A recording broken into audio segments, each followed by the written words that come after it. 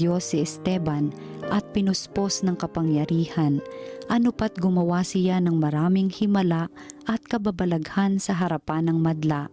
Nakipagtalo sa kanya ang ilang kasapi sa sinagoga ng mga pinalaya na binubuo ng mga Hudyong taga Cirene, taga Alejandria, taga Cilicia at taga Asya.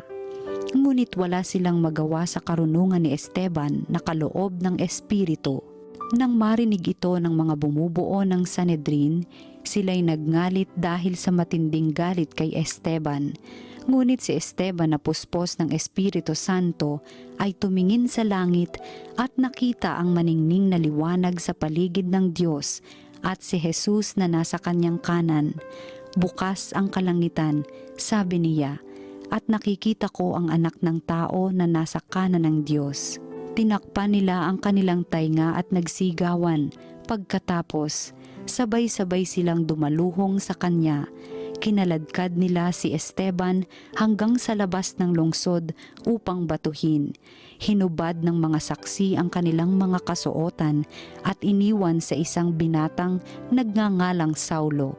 At pinagbabato nila si Esteban na nananalangin naman ng ganito, Panginoong Jesus, tanggapin mo ang aking espiritu.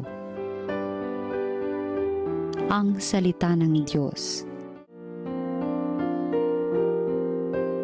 Poon sa mga kamay mo, habilin ko ang buhay ko.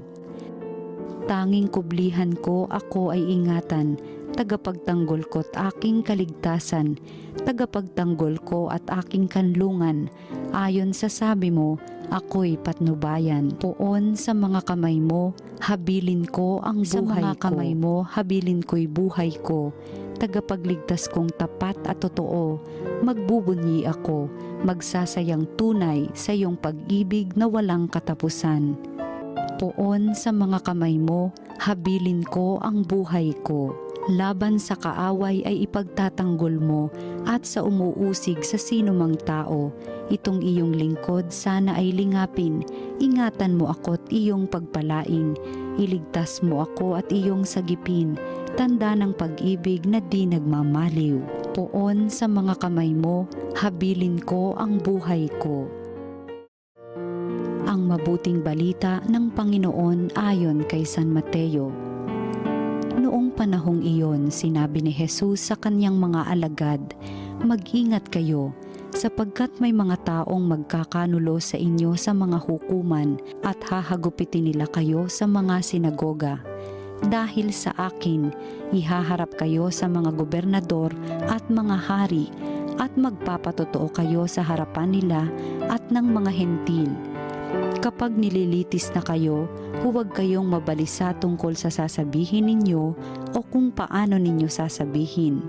Pagdating ng oras, ito'y ipagkakaloob sa inyo, sapagkat hindi kayo ang magsasalita, kundi ang Espiritu ng inyong Ama ang magsasalita sa pamamagitan ninyo. Ipagkakanulo ng kapatid ang kanyang kapatid upang ipapatay.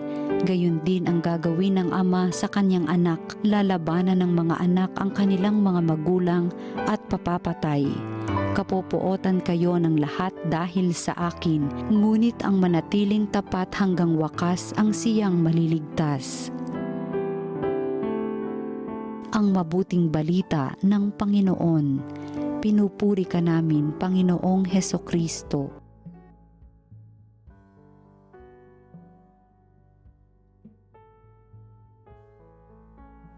Merry Christmas po! Huwag po kayo magtataka kung bakit binabati ko kay Merry Christmas, although kahapon pa yon, sapagkat Christmas season pa po ngayon. At I hope na yung pag-celebrate natin kahapon ng kapanganakan ng Panginoon, birthday of Jesus Christ, was meaningful, banal, holy, karapat-dapat sa Panginoon Diyos, kasama ng ating kasiyahan, kasama na dyan ng mga tawanan, kainan, batian, and so on. Nararapat lamang sapagkat ang focus natin ay ang birthday of our Lord Jesus Christ. Kaya tayo nagsasaya, kaya tayo ay nagdiriwang alang-alang sa birthday ng ating Panginoon. Amen? Ayon. Ngayon naman po, December 26, ay Saint Stephen's Day. San Esteban, Saint Stephen. ay medyo, medyo malungkot po ng kaunti ito. Medyo serious ng kaunti. At huwag kayong magtataka. Kahapon, Pasko. Ngayon naman, medyo malungkot kasi martyrdom of Saint Stephen. Ay sino po ito si Stephen na ito? Isa siya sa matapat na diakono ng Panginoon ng panahon ng mga early Christians. Pinaghuhuli yung mga Kristiyano noon. Nahuli itong si Saint Stephen. At sinabi sa kanya ng mga may kapangyarihan, lalo na sa relihiyon ng panahon yon, ay itatuwa mo si Jesus at ikaw ay mag-alay ng insenso at manalangin sa mga talikdan mo si Jesus at maging tapat ka sa pagiging Hudyo mo. Ayun. Pero sabi ng Saint Stephen, hindi ko pwedeng gawin yan sapagkat ako'y tapat sa Panginoon Diyos. At biglang nagliwanag ang kanyang mukha at sabi niya, ayan na nga, nakikita ko ang Panginoon. Lalo nagalit itong mga ito. Lalo nagsiklab ang kanilang galit at muhoy kay Saint Stephen. Kaya sabi, batuhin siya, batuhin siya. At alam niyo, sinasabi ng unang pagbasa, nandun si Saint Paul. Kasi si Saint Paul, number one persecutor of the church nung panahon yon. And he approved of the stoning of Saint Stephen. Kaya nga po, yung nangyari yan kay Saint Stephen ay may kaugnayan sa Ebanghelyo. Ang katapatan ni Saint Stephen to be faithful until death. At itong kamatayan, hindi sila natakot sapagkat kung ano man ito, hirap at sakit, torture, o an execution, o pagbabato, ay pansamantala lang ito. Pagkatapos yan, langit na. Forever. Ayun. Kaya nga, may kaugnayan ito sa Ebanghelyo na sinasabi, pagdating ng persecution, o ano ba yung persecution sa Tagalog? Yung pag-persecute, yung pag-aapi sa mga tagasunod ni Kristo, ay huwag matitinag sa pananampalataya sa Panginoon. Kahit hulihin ka at dalhin ka sa kanilang mga paghuhukom, huwag kang mag-alala. Ang Diyos Espiritu Santo ang siya magsasalita at magbibigay ng kung anong sasabihin mo sa harap ng mga umuusig sa iyo. So huwag kang matatakot. The Holy Spirit will be there. Alam niyo, kuminsan para sa courtroom ito Di ikaw yung akusado. May abogado ka. Pag tinanong ka, sasabihin ng abogado, huwag kang sasagot. Ako ang sasagot. Ha? O kung ikaw ang sasagot, ito ang sasabihin mo. Ha? Ito lang ang sasabihin mo. Ganyan din. Pagdating ng pag-uusig, huwag tayong mangangamba. Huwag tayong matatakot sapagkat hindi tayo pababayaan ng Diyos Espiritu Santo. Siya ang magdidikta sa atin kung ano ang sasabihin. Kung may pag-uusig. Na ang tema naman ay katapatan kay Jesus sa harap ng hirap at sakit. At sinasabi din dito na darating ang panahon na magtataksil ang kapamilya mo, kapatid mo sa iyo, dahil sa pananampalataya. Pero huwag tayong matitinag sa pananampalataya sa butihing Panginoong Diyos. Sapagkat sinasabi ng Panginoon, ang sino mang maging tapat sa kahuli-huling sandali ay paggagantimpalaan ng buhay na walang hanggan.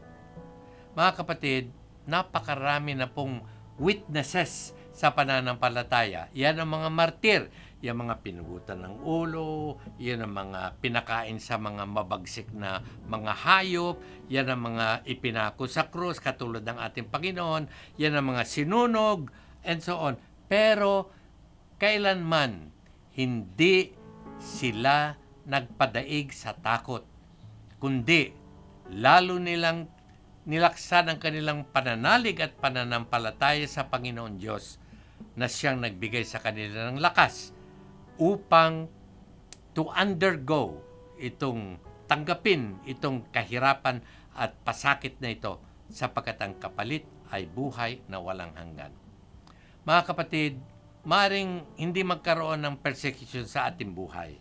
Pero sa lahat ng sandali, sa lahat ng pagsubok, sa lahat ng krus na darating sa buhay natin, sa lahat ng challenges, ay manatili tayong tapat sa Panginoon Diyos.